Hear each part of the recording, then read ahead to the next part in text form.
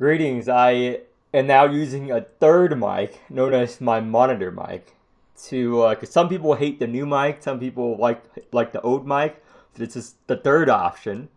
But we're going to talk about the recent buffs for patch 2.3.02. They buffed Doresain, like I said, and they buffed Miryam, Tulu, Faros, and more blue units for their whole Miryam launch. Because Miryam's getting rerun, every time a unit is rerun from Arc 1, they buff them, add talents, and make more comps viable. I'm going to talk about that. But first, let's go over what's present in this patch. So it's a new event, Necrovia Archives. You get these rewards here. So this is his new basic skin. Most of you don't care about this. Some people do. So that's how much it costs. Mariam rerun, again, after my Mariam video 2 weeks ago. I released it early. Nothing has changed even with the buffs. This is a new event. During the event, you can switch between the following 3 reruns, so pick one. I recommend either Mariam or dies. Wanda still, she got buffed, but she's still pretty bad. Versus these two. These are the 2 big mommy supports, and all of you are desperate for supports. If you're running Carol, pick Dies. She's S tier. She's arguably more important than Mariam. Even as a blue lover, Dies is just better. If you're running Carol.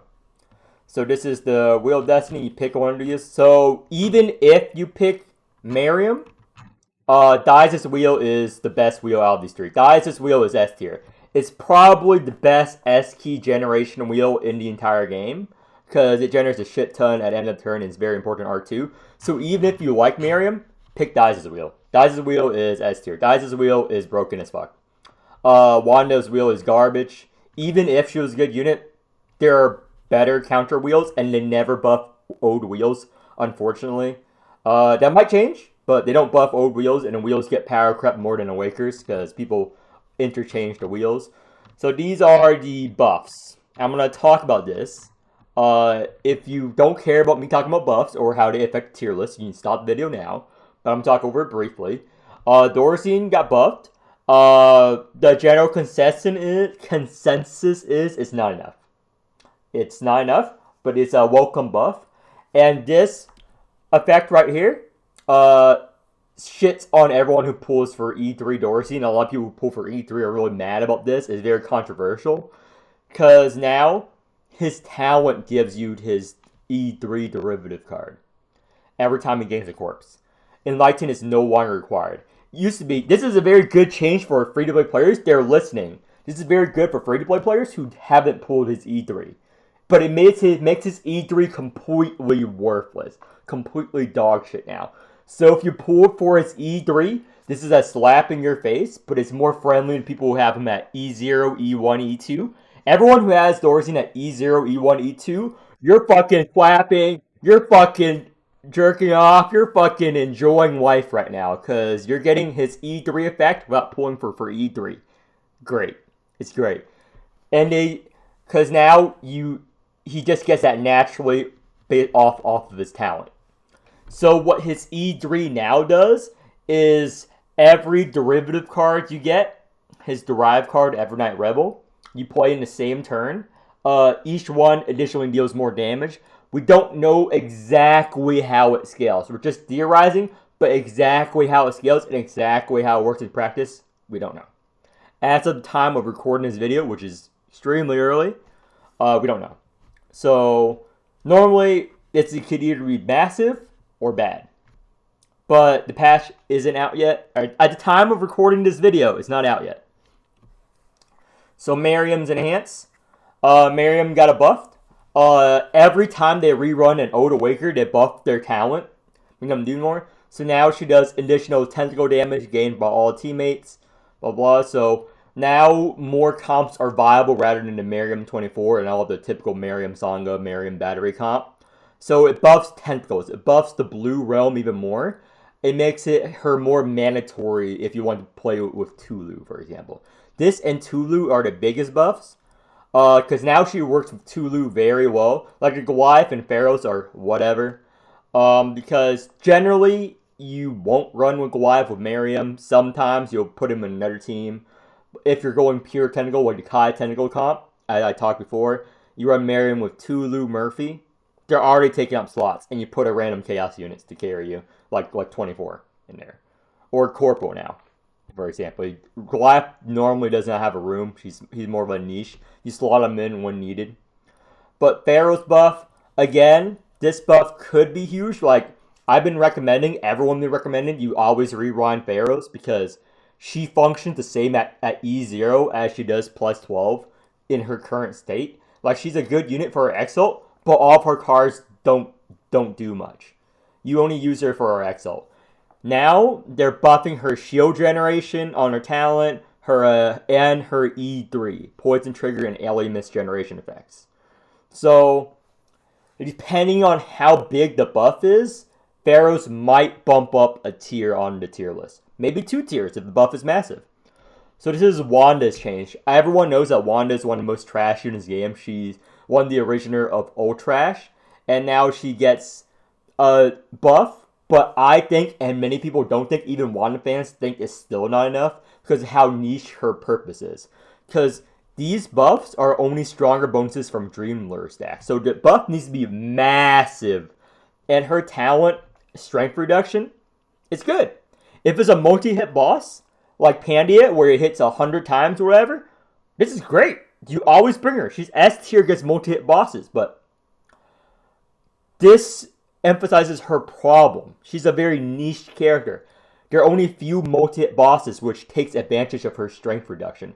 Some units do one big massive hit. They fucking destroy you and your family. Like Aegis, for example. You play Aegis Alert 5, she hits you for 2,000 damage for one hit every turn. 2,000, 2,000, 2,000, 2,000. Strength reduction does shit there. You want strength reduction on units that hit you 5 times 300 damage each. Or 50 times 300 damage each. That's where strength reduction goes into play. Because it's multiplication. You know how math is. You know how math works. So, that she's still going to be weak against single hit targets. Multi-hit target, she's stronger, but she's already strong against multi-hit units. So this buff makes no sense to me personally. Like, it buffs the thing she's already good at.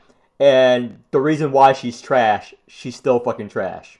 So, that is pretty disappointing.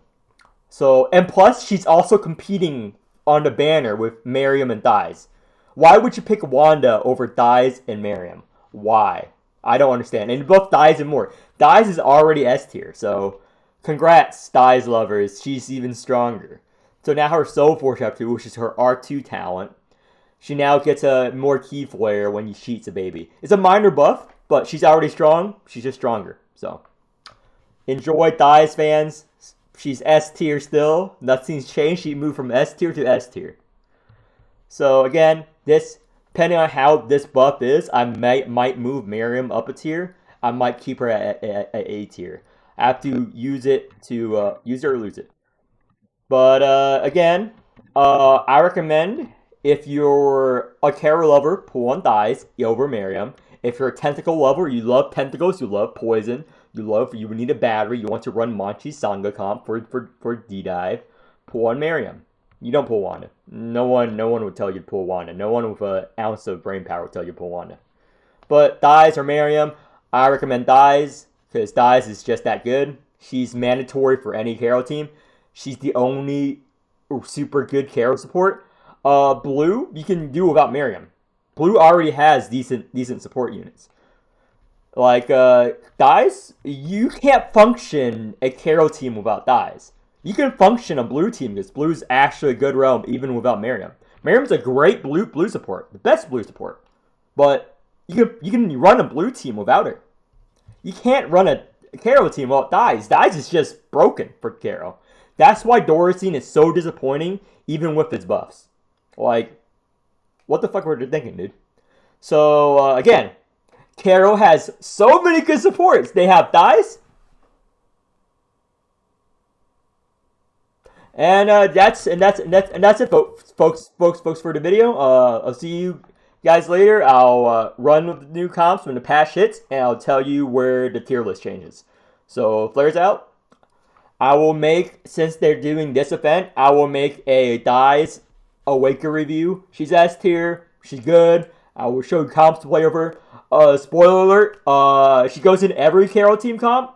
There is no comp she does not go in. If you're running Carol, you put her in. You know why? Because she's the only Carol support limited in the entire game. I don't understand why they keep releasing DPSs, dude. You have Doresain, you have Jellet, you have Uvash, you have Salve, you have the Hellet buff now. Like, what do you have for support? So what do you have for supports, guys? You have Aegis, you have Dies. Oh, in D-Tag, you're going to use them once.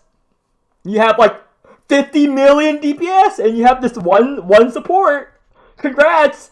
You only use her once. So yeah, the Dies video, you don't even have to watch it. Even though I want you to watch it, I'm not going to waste your time. She's S tier because she's great, and she's your only choice. You have only one option. It's like a Monopoly, dude. You have one option. It's her. Like, Ultra, you have other options better than Wanda. Blue, you have better options, or not better options. You have other options than Miryam. Carol, you have Dies. That's the review. Spoiler alert, that's the Dies review. You have a Carol team, you put her in. You have a Carol team, you put her in. But what if my Carol team doesn't want Dies? Your Carol team will want fucking Dies, dude. She literally does everything. Your Carol team will want Dies. There's no Carol team that is worse with Dies in it. There are teams that are worse with Miryam in it. There are teams that are worse with Wanda in it. You wouldn't want to run Miryam with a super expensive team that doesn't need Alimus. You wouldn't want to run Wanda with a Ultra team that doesn't do counter. Dies, she gives strength. She gives babies. She gives Alimus.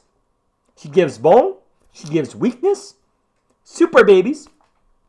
She dupes your cards. She does literally everything a support should do. Literally everything. She buffs your poison. She buffs your counter. She buffs your damage. So, yeah. Pull on Dies. That's all, folks.